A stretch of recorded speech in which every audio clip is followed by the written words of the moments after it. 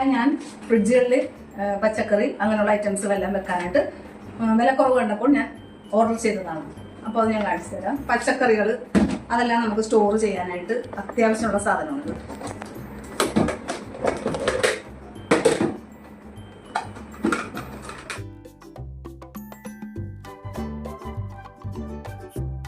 Vegetables എല്ലാം അരിഞ്ഞ് നമുക്ക് ഒഴിവ് കിട്ടുന്ന സമയത്തിനനുസരിച്ച് അരിഞ്ഞ് ഇതിൽ സ്റ്റോർ ചെയ്ത് വെച്ചാൽ അത് ഭംഗിയായിട്ടും ഇരിക്കും, വൃത്തിയായിട്ടും ഇരിക്കും.